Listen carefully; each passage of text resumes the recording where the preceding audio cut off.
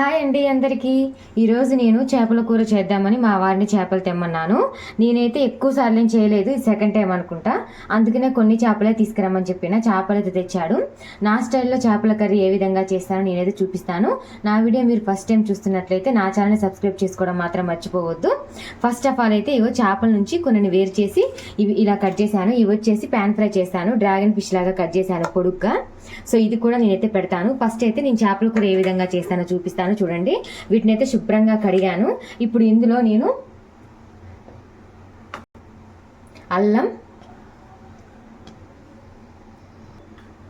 పసుపు, కారం,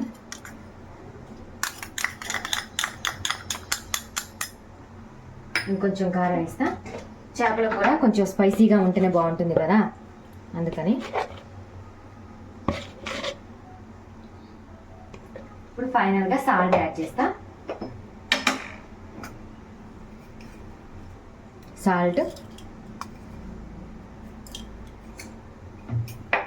కొంచెం ఆయిల్ బాగా కలుపుకోవాలి.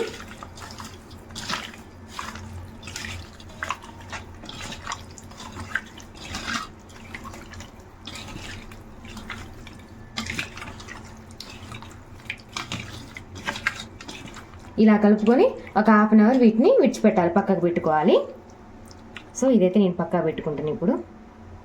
సో ఇప్పుడైతే మ్యారినేట్ చేసుకున్నాం కదా, హాఫ్ అన్ అవర్ అయిపోయింది. ఇప్పుడు నేను కర్రీ చేస్తున్నా. సో కర్రీ కోసం అయితే ఫస్ట్ ఇగో నేను మట్టి కుండ పెట్టుకున్నా గ్యాస్ పైన. ఇప్పుడు గ్యాస్ ముట్టించా. దీంట్లో చేపల కూర కాబట్టి మనం ఎక్కువనే తీసుకోవాలి ఆయిల్. సో నేను ఎక్కువనే తీసుకుంటున్నా.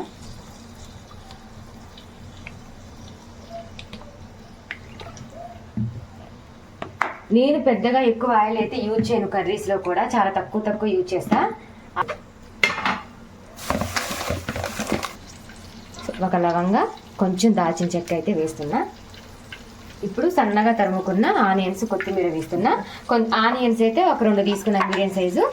ఎందుకంటే చేపల కూరకి ఆనియన్స్ ఎంత బాగా వేస్తే అంత టేస్ట్ ఉంటుంది కదా, అందుకని.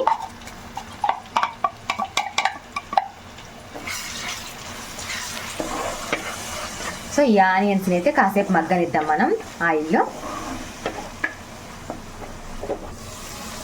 సో ఆనియన్ అయితే కొంచెం మగ్గాయి కదా, ఇప్పుడు మనం పసుపు యాడ్ చేద్దాం.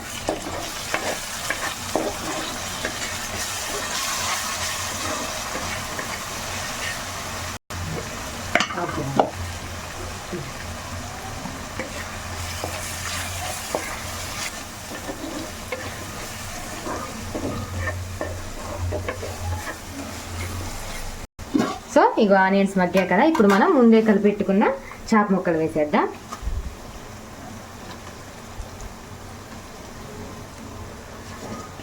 చేపలకి ఆయిల్ పట్టింది అనుకోండి, చేపల పులుసు నిజంగా సూపర్ టేస్ట్ ఉంటుంది. అందుకే నేను ఇలా చేస్తాను, కొంచెంసేపు ఆయిల్లో మగ్గనిస్తాను అనమాట.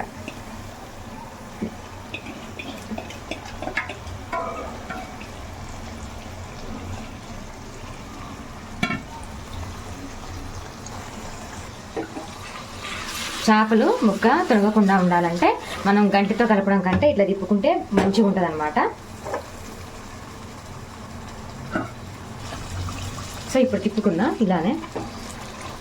యాక్చువల్లీ నాకు అలా తిప్పరాదు, రాత్రి కూడా గంటతో తిప్పుతా.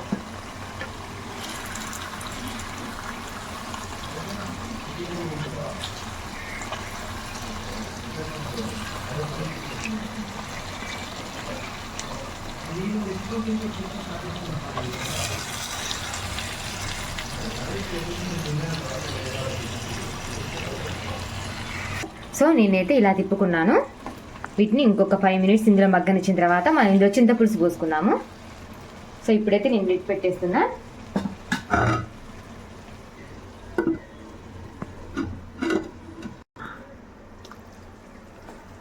సో చేపలు అయితే కొంచెం నూనెలో మగ్గాయి కదా, ఇప్పుడు మనం ఇందులో చింతపులుసు అయితే పోద్దాము.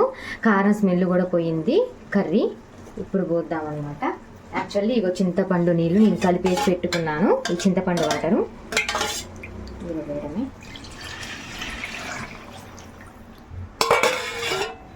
ఇప్పుడు ఇందులో కొంచెం సాల్ట్ యాడ్ చేస్తా. ఇందులో కొంచెమే సాల్ట్ వేసా కదా, మళ్ళీ పులుసుకి పట్టదు, పులుసులో సరిపోదు, అందుకని కొంచెం సాల్ట్ యాడ్ చేస్తాను.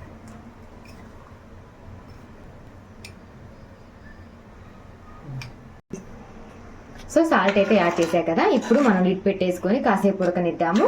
చేపల పులుసు గ్రేవీ కంటే కూడా పులుసు ఉంటేనే బాగుంటుంది కదా.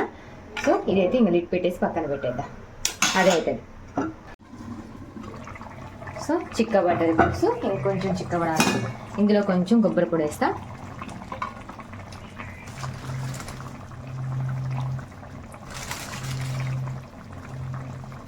కొంచెం కొబ్బరి పొడి వేసిన, ఇప్పుడు కొంచెం ధనియా పౌడర్,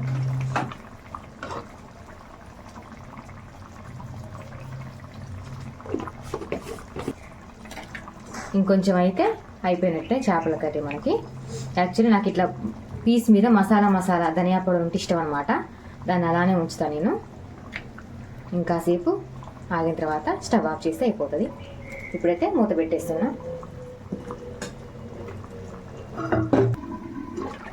సో ఫైనల్గా చేపల కూర అయితే రెడీ అయిపోయింది. ఇప్పుడు మనం దీని మీద కొత్తిమీర వేసేసుకుందాం.